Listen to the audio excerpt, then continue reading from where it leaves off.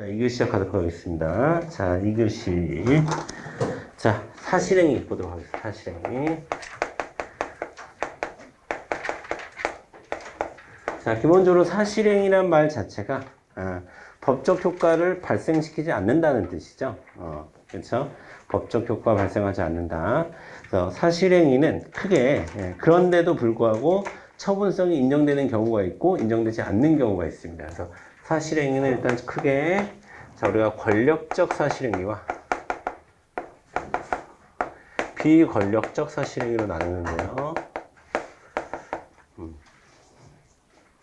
자, 권력적 사실행위라고 하는 것은 자, 직접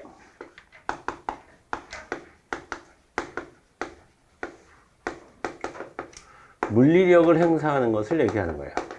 직접 물리력을 행사하고 자, 직접 물리력을 왜 행사하겠어요? 어떠한 행정상 필요한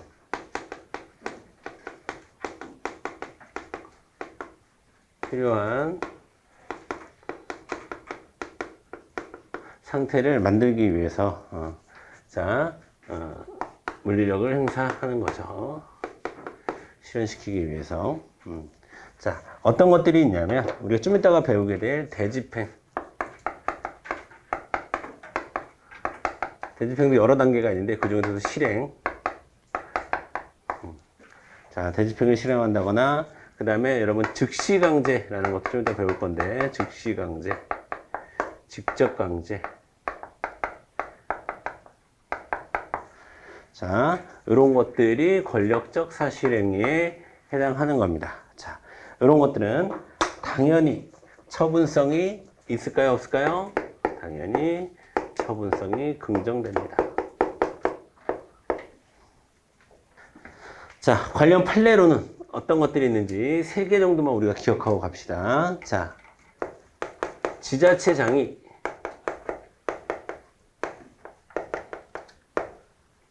수돗물 공급을 거부했습니다. 자, 그런 거 권력적 사실행위입니다. 수도를 갑자기 끊어버려. 뭐 이런 거. 그렇죠? 자, 여러분 기본적으로 전기, 전화 이런 건 사법관계예요. 전기, 전화 이런 건 사법관계지만 수도는 공법관계다. 이거는 우리가 이제 또 공법관계, 사법관계 할 때 이미 했던 겁니다. 이것도. 자, 그 다음에 교도소장이 갇혀있는 사람, 수용자의 편지, 서신을 검열한. 그러니까 여러분, 교도소장이 수용자의 서신을 검열한다고 해서 수용자의 형량이 늘어나거나 줄어들거나 그런 건 아니잖아요. 그러니까 법적 효과를 발생하진 않아요. 그렇지만 그래서 사실행위라고 부르는 거고, 근데 이것도 우월적 지위에서 하긴 하는 거죠. 교도소장이. 그쵸? 그래서 권력적 사실행위라고 보는 거고 처분성 인정됩니다. 그 다음에 구속된 피의자. 이건 여러분 약간 상식에 해당하는 건데, 상식. 여러분, 피의자, 피고인, 수용자. 자, 요 차이를 알아둬야 돼요. 피의자는 의심을 받는 사람이야. 의심을 받는 사람이라서 이거는 수사 단계에서 피의자라고 부르는 거예요. 피고인은 자, 기소를 하죠. 형사사건에서 검사가 기소를 하면 이제 재판을 받은 사람이라고 해서 피고인이라고 똑같은 사람인데 이름이 바뀌어요. 처음에는 피의자라고 불렀다가 기소되자마자 피고인이라고 부르고 형이 확정되죠. 그러면 수형자라고 부르는 거예요. 똑같은 사람을. 그래서 피의자와 피고인을 구분하는 건 기소예요. 그리고 피고인과 수용자를 구분하는 거는 판결이죠. 이 기소와 판결로 인해서 이름이 바뀌어요. 혹여라도 우리 행정법 시험에 나올 수 있기 때문에 제가 기본적으로 말씀을 드린 거고. 자, 여러분 감옥에 갇히는 게 구속이죠. 구속. 근데 구속은요. 형이 확정되어야만 구속을 시키나요? 그런 건 아니에요. 구속적부 심사라는 걸 통해서 구속된 상태에서 수사를 할 수 있습니다. 형사들은 그걸 아주 좋아하죠. 여러분 생각해 봅시다. 이 사람이 죄가 있는지 없는지를 밝혀야 되는데 구속된 상태에서 하는 게 쉽지 매번 잡으러 당길 수는 없잖아요. 도망가게 되면. 그래서 도주 우려가 있거나 증거인멸의 우려가 있으면 일단 구속시켜 놓고, 그러니까 수사를 한 다음에 재판을 받아야 되겠는데 그럼 기소를 하는 거고 재판을 받아서 감옥에 넣는 거예요. 그래서 구속이라고 해서 무조건 모든 게 다 끝난 상태가 아니라는 거예요. 그러면 구속된 피의자라는 게 여러분 이해되시죠? 구속된 피의자에게 수갑을 채우거나 그 다음에 여러분 끈으로 묶는 것을 뭐라고 하냐면 포승이라고 해요. 포승. 수갑을 채우거나 이렇게 끈으로 묶는 행위를 하는 것도 권력적 사실행위에 해당하는 겁니다. 되셨죠?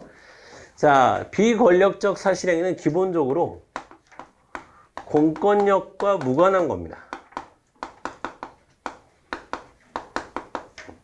공권력과 무관합니다. 예를 들어서 우리가 바로 지금 이제 배울 거예요. 이어서 배우게 될 행정지도라든가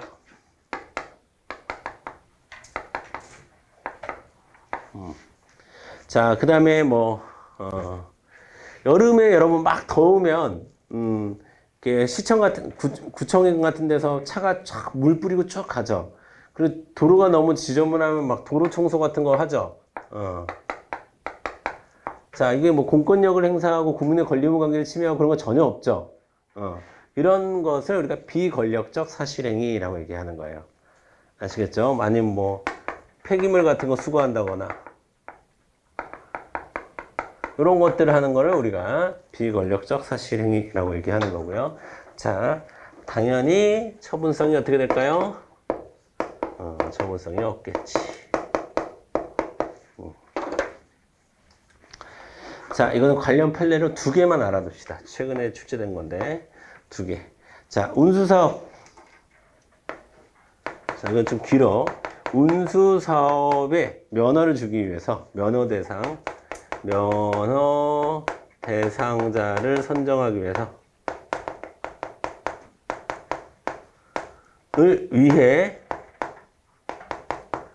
자, 운수사업 면허를 주는 운수사업 면허 뭡니까? 특허죠. 특허인데 당연히 그럼 처분성이 있는 거지. 근데 운수사업 면허 대상자를 선정하기 위해서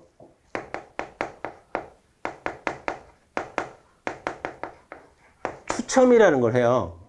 그러면 그 추첨행위 자체는 어떠한 공권력과도 관련이 없는 그런 행위다라는 거예요. 여기서 포인트는 추첨행위까지 나와야 돼. 추첨행위까지. 두 번째, 공립학교에서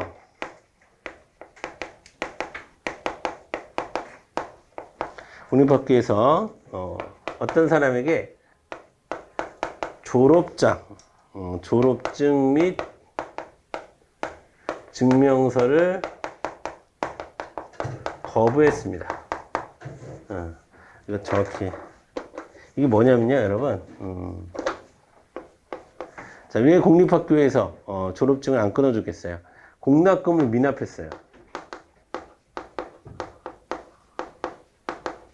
그러니까 즉 등록금을 안 내니까 학교에서 졸업장을 안 준 거야.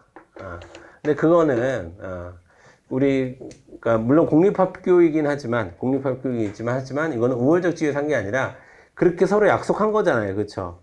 등록금을 내기로 하고 그리고 일정 정도 수료를 하면 졸업증을 주는데 내가 등록금 안 내고 계속 다닌 다음에 왜 나한테 졸업장을 안 줍니까? 이렇게 얘기할 수는 없다라는 거예요. 그리고 그런 것들은 어떤 권리의무관계 변화나 공권력이나 이런 것과 전혀 상관이 없다라는 얘기입니다. 자, 요게 바로 이제 요 정도가 이제 사실행위에 대한 내용이고요. 자, 바로 넘어가서 행정지도에 대해서 보도록 하겠습니다. 행정지도.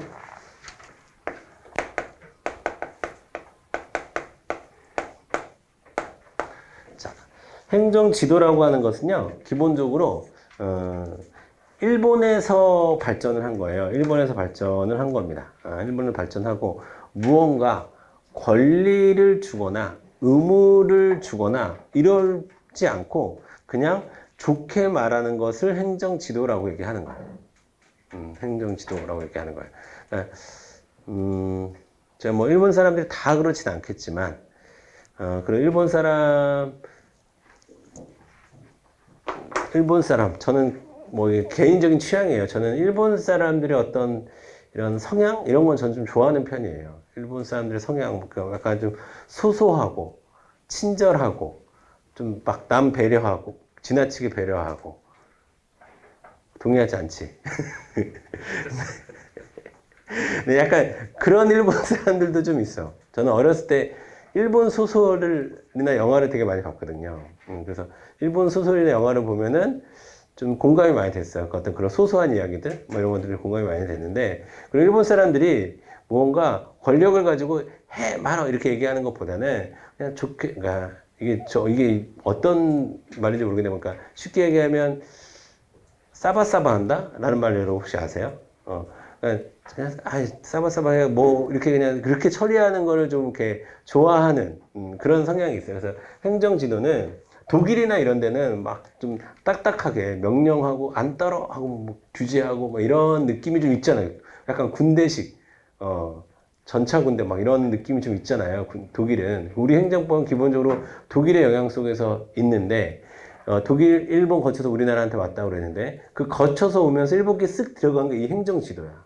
행정지도여서 그래서 이거는 우리가 일본에서 발전했다라는 것도 알아둬야 돼요. 일본에서 발전했다.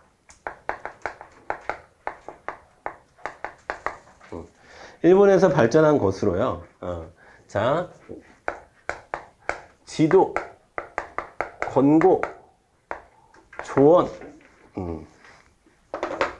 자, 이런 것들이 이제 행정지도라고 얘기되는 건데요. 자, 저런 것들의 특징이 뭐냐면, 그냥 이렇게 합시다. 이렇게 하세요.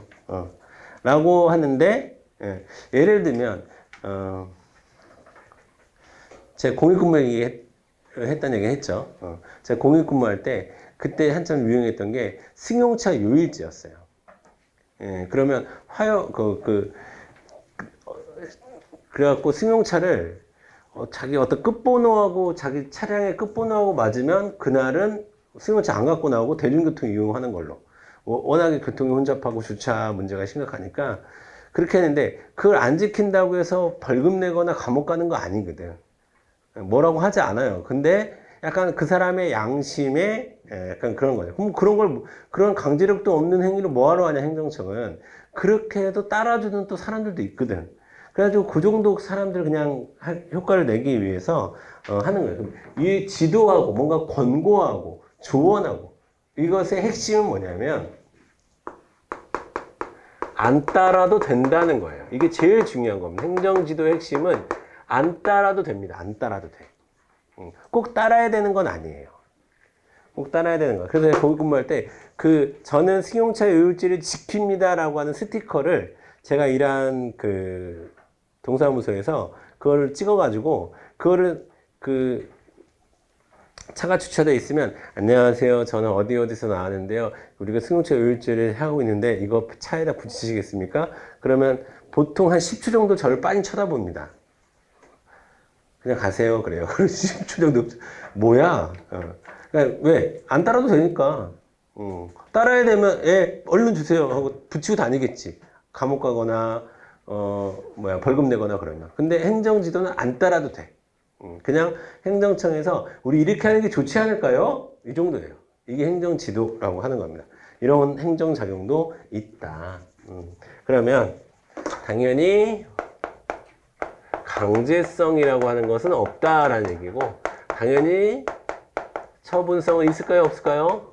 없어. 뭐에 해당한다? 넓은 의미에서 비권력적 사실행위에 해당한다. 라는 겁니다. 자, 그런데 행정지도를 함에 있어서 너무 그렇다고 해서 행정지도를 남발하면 되겠어요? 안 되겠어요? 안 되죠. 그래서 행정지도는 기본적으로 공익과 사익, 아무리 공익이 중요하다 하더라도 그 사익이. 자, 우리 웬만하면 국민 여러분 꼭 지키라는 건 아니에요. 근데, 이 올해는 우리가 코로나 때문에 힘드니까 우리 1억씩 세금 냅시다. 국민들이 이런 건 안 낸다는 거야. 그런 거 아니에요. 아무리 행정 지도라고 하지만 국민의 이익을 지나치게 침해하거나 그러면 안 된다는 거예요. 그래서 자, 기본적으로 행정지도를 함에 있어서 비례의 원칙은 꼭 지켜줘야 돼요. 그 다음에 승용차 안 붙여? 붙여. 막 이런 식으로 강요를 해서는 안 됩니다. 왜? 기본적으로 안 따라도 되는 거니까 강요해서는 안 돼. 또 뭘 주면 안 돼? 너 안 붙였어? 너 앞으로 우리 관에서 뭐 하는 거 너 아무것도 안 해줄 거야. 이렇게 불이익을 주면 안 돼요. 이거는 안 따라도 되는 거니까. 다만 조언하고 권고하는 것에 불과한 거니까. 아시겠죠? 그러면 행정 지도를 할 때는 어떻게 해야 되냐? 그래도 여러분 사람이라는 게 내가 안 따라도 되지만 그런 저 10만 원만 꺼주실래요? 안 꺼줄 거잖아. 꺼주든 안 꺼주든 그거 근제시 마음 아닙니까? 근데도 좀 불편하지 않아요? 난 친구가 돈 꺼달라고 하면 내가 꺼줄 수가 없어. 돈이 없어. 그런데도 찝찝한 게 아니라 좀 미안하고 좀 그렇잖아요. 그러니까 행정지도라고 해서 막 할 수 있는 건 아니에요. 그래서 행정지도를 할 때 꼭 실명제로 해야 돼요. 실명제로 해야 되고, 그 다음에, 서면으로 요구하세요 라고 서면 교부를 요구할 수 있는 권리도 있고요. 그 다음에 또, 저는 그런 행정지도보다는, 그런 승용차 요율제보다는 이런 방식이 더 좋을 것 같은데요 라고 의견을 제출할 수도 있습니다. 국민 A씨에게 이런 것들에 이런 권한들도 있다라는 겁니다. 자, 그리고 출제되는 포인트 하나씩 다시 좀 짚어보면 첫 번째, 이거 자주 나오는 건데, 자,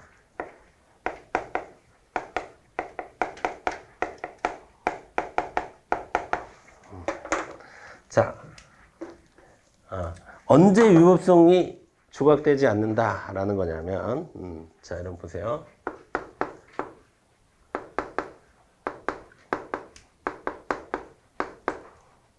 자, 위법한 지도에 의해서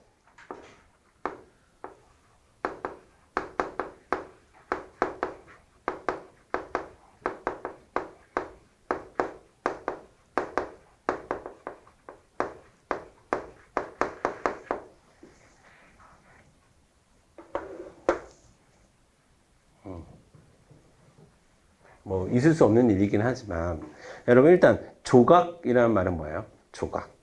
깨진다 이런 뜻이야. 깨진다.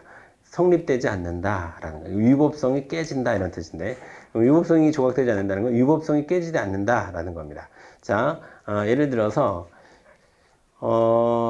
승용차 요율제 얘기했으니까 승용차 요율제를 10일 중에 9일을 가지고 나오지 말래.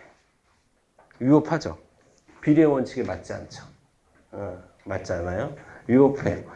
위법한 지도에 의해서. 근데 이 사람이, 근데 도둑질을 했어.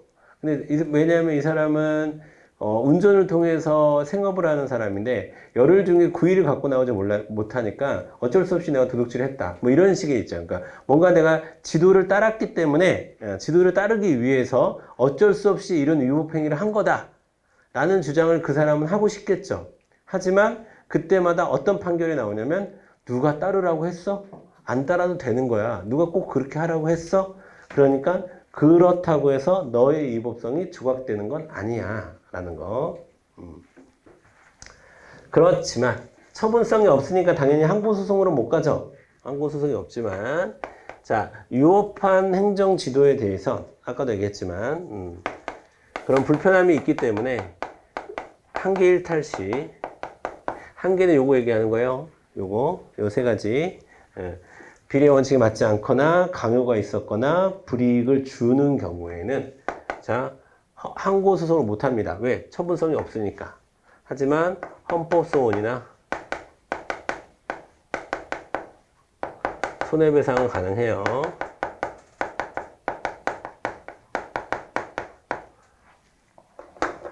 자, 어떤 판례가 있는지 보도록 할게요. 자, 첫 번째. 자, 유업한 지도에 따른, 유업한 행정 지도에 따른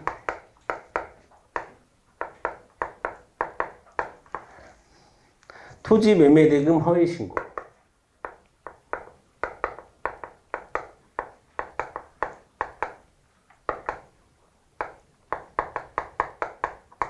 신고의 경우 유업해요, 유업하지 않아요? 유업하지, 허위 신고니까. 아무리 어떠한 행정지도를 유업한 행정 이거 얘기하는 거예요, 그렇죠? 행정지도를 따랐다 하더라도 그렇습니다. 그 다음에 여러분 보세요. 이거 잘 나와요. 요런 게 잘 나와요, 요런 게. 예. 자, 여기 포인트는 뭡니까? 포인트는. 자, 세무당국이 누구한테 주류 거래를 하지만 누구랑은 주류 관계를 중지하라고 요청했어요. 자, 포인트는 어디에 있는 거야? 요청에 있는 거야, 요청. 아까랑 똑같은 거예요. 대학 자체의 징계 요구, 징계 요청. 처분성 있습니까? 없습니까? 처분성 없어요. 그 다음에 아까는 뭐 했었지, 우리? 수도했었지, 수도. 수도. 권력적 사실행위에서 수도했었죠. 근데 전기, 전화. 이건 지금 다 공기업에서 하고 있는 거죠. 전기, 전화 끊어주세요. 라고 요청했어요. 당연히 처분성 없습니다. 그러니까 이런 거는 그냥 권고 정도로 본다라는 거예요. 권고 정도로.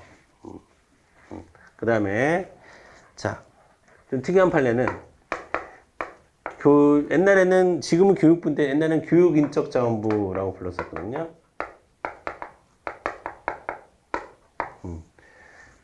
근데 저는 이 표현 되게 싫어했었는데, 그쵸. 사람을 자원으로만 보고 그러면 안 돼. 교육은 한 사람이, 사회 구성원으로서 성장하는 건데, 무슨 자원 정도로만 보는 것 같아서, 교육인적부 장관이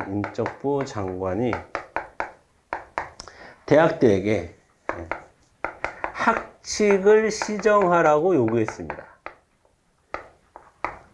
근데 이것도 포인트는 어디 있는 걸까요?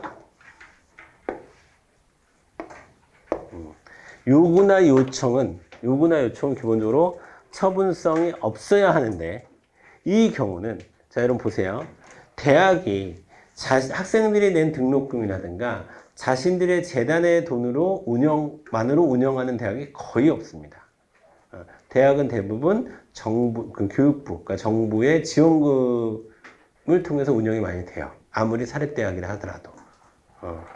자, 그래서, 그 때문에 만약에 학칙 시정을 하지 않았을 때에는 어떤 방식으로든 불이익을 줄 것 같은 느낌이 들죠. 이거는. 왜? 돈을 주는 사람이니까. 돈을 주는 사람들이잖아요. 그래서 요거는, 자, 처분성을 인정한 판례는 없고, 공권력을 행사한 것이다. 라고 하는 헌법재판소의 판례가 있습니다. 자, 공권력 행사로 본다. 까지만 여러분이 정리해 주시면 되겠어요. 자, 377페이지서부터 정리하도록 하겠습니다. 자, 거기 2번에 사실행위의 중요성 있죠. 자, 이거는 우리가 알아둬야 돼요. 자, 현대행정은 다양한 형식의 행정작용이 행해지고 있으며 밑줄 그으세요.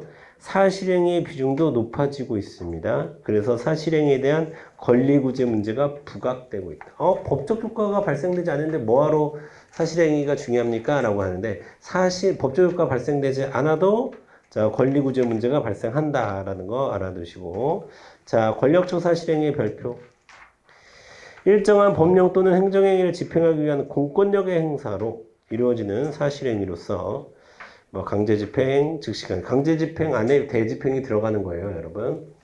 자, 법적 근거가 당연히 필요하겠죠. 자, 비권력적 사실행위, 쓰레기 수거, 행정지도 이런 걸 얘기하는 거다라는 거 정도만 알아두시면 되겠고 나머지 4개는 안 보셔도 됩니다. 이런 게 옛날 방식의 기본서 기술이라고 하는 거예요. 지금은 권력적이냐 비권력적이냐를 보고 판례를 중심으로 정리를 하시면 되겠습니다. 자, 법적 근거 한계도 안 보셔도 될 것 같고요. 그 다음에 권리구제도 안 보셔도 되는데, 자, 행정쟁송의 박스에서 이번에만 별표 치세요.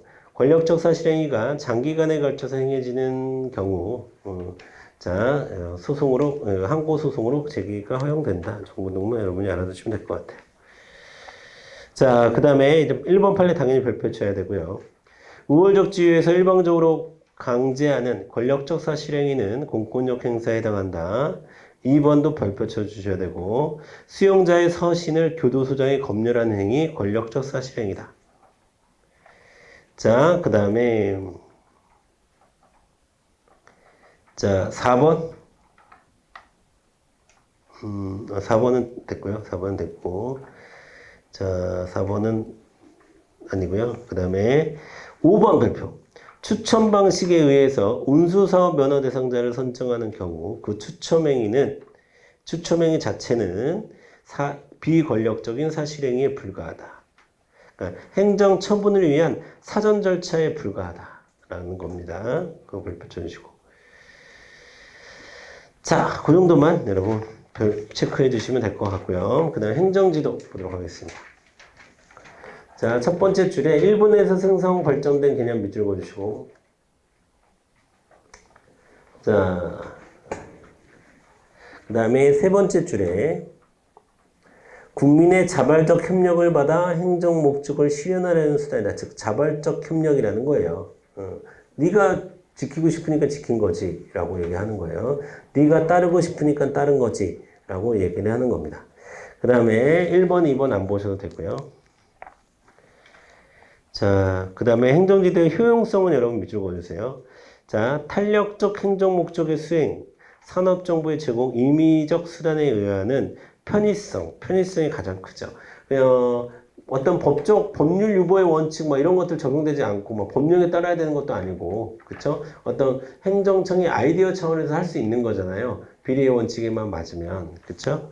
자, 그 정도 보시면 되겠고, 하지만 행정지도도 1번 과잉금지 임의성의 원칙, 그 옆에다가 비례의 원칙이라고 써주세요. 자, 이런 게 이제 비례의 원칙이고요. 두 번째, 불이익금지 원칙, 예, 이런 거. 제목에만 밑줄 긋읍시다.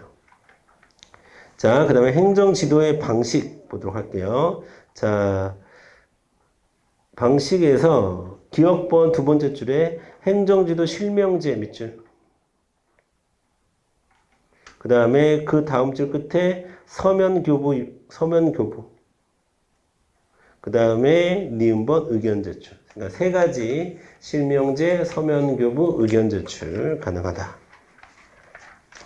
자, 그 다음에 디귿번 안 보셔도 되고 5번. 자, 됐습니다. 그 법적 근거나 법적 한계에서는요. 2번 조리상의 한계에만 별표 쳐주세요. 됐습니다. 당연히 행정지도는 비권력적 사실행위이기 때문에 소송으로 갈 수 없는 거예요. 소송으로 갈 수 없는 겁니다. 처분성이 없다는 게 가장 중요한 특징입니다. 자, 그래서 1번 보겠습니다. 1번 별표 판례 1번 383페이지 3번 383페이지 1번. 자, 세무당국이 주류거래를 중지해 줄 것을 요청에다 동그라미 치시고요. 처분이라고 보지 않습니다. 자, 됐고요. 그 정도만 보시고 그 다음에 380, 그 밑에 보겠습니다. 밑에 1번 별표 치시고 주주가 주식 매각을 종용을 거부한다는 의사를 명백히 표시하였음에도 불구하고 집요하게 위협적인 운동을 함으로써 그 매각을 여러분, 강요하는 것은 행정청에 해서는 안 되는 행동이에요. 안 팔겠다는데 자꾸 팔라고 강요해서는 안 된다. 이건 위법하다. 2번도 별표. 위법한 행정지도에 따른 행위라도 면책이 불가하다. 되셨죠? 그 정도. 그 다음에 3번도 별표 쳐요. 3번. 자, 교육인적 자원부 장관이 학칙 지정을 요구한 거 공권력 행사라고 이해했습니다. 자, 그 정도만 보시면 되겠고요. 행정사법은 안 보셔도 됩니다. 그냥 통째로 넘기셔도 되고요. 그 다음에 8번 387페이지 8번 비공식적 행정작용도 안 보셔도 됩니다. 행정자동화 작용 389페이지 볼게요. 자, 이거는 뭐냐면 행정작용이라고 하기도 애매하고 좀 그런데 근데 이건 최근에 시험 성지에 나왔기 때문에 그 정도 수준에서만 알아두시는 정도 수준으로만 공부하시면 돼요. 자, 여러분 어디에 밑줄 긋고 있냐면 사례에 밑줄 긋을까요? 예컨대부터 밑줄 긋겠습니다. 컴퓨터에 의한 학생들의 학교 배정이라든가 세금 기타 공과금의 부과 결정이라든가 주차 이런 것들을 결정할 때 공무원들이 일일이 하는 것이 아니라 그냥 컴퓨터 돌려서 하죠. 컴퓨터 돌려서 합니다. 컴퓨터 돌려서 하기 때문에 자, 여러 가지 이제 문제가 발생할 수가 있는데 자, 자동화 결정도 처분성을 가지는 경우도 있습니다. 자, 처분성을 가지는 경우도 있다라는 건데 389페이지에 포인트 행정자동 결정 있죠. 거기 세 번째 줄 정도부터 밑줄 긋습니다. 행정과정의 최종 단계로서의 행정자동 결정은 대부분 행정행위로서의 성질을 가진다고 볼 수 있다. 즉 처분성이 있다라는 거예요. 언제? 최종 결정일 때. 최종 결정일 때 처분성을 갖는다라는 거예요. 여러분 신호등이요. 자, 공무원이 앉아가지고 지금 사람이 좀 다니니까 파란불로 바꿔야지 하고 파란불로 바꾸고 빨간불로 바꾸고 그러나요? 컴퓨터에 의해서 시간대별로 여러분 신호 같은 게 되게 단순한 게 아니에요. 여러분 교통통행량이 많을 때는 빨리빨리 바뀌고 적을 때는 늦게 바뀌고 그러면 느껴요 여러분? 저는 여기 주염역 그랜드백화점 앞에서 이쪽 건너는 거 있죠. 큰 길 건널 때 낮에는 되게 빨리 바뀌어요. 저녁에는 되게 늦게 바뀌고 그런 게 있어요. 그러니까 버스 타러 갈 때 되게 늦게 바뀌고 뭐 이런 게 있거든요. 그런 게 다 컴퓨터 조작이에요. 그런 거 제가 여러분 파란색 불이 켜지면 허가라고 그랬잖아요. 그쵸? 빨간색 불이 켜지면 부작위 함용이고. 그러니까 그것도 행정 자동화 결정도 처분이라고 이해할 수 있다라는 거예요. 아시겠죠? 자, 그 정도만 알아두시면 되겠습니다. 이거는 그 정도만 알아두시면 되겠고. 자, 이로써 우리가 1권을 끝냈습니다. 자, 1권은 끝냈고 잠깐 좀 빨리 쉬었다가 우리 2권에 들어가서 실효성 확보 수단부터 진도를 나가도록 하겠습니다. 여러분은 2권 다 가지고 3교시에 오시길 바라겠습니다.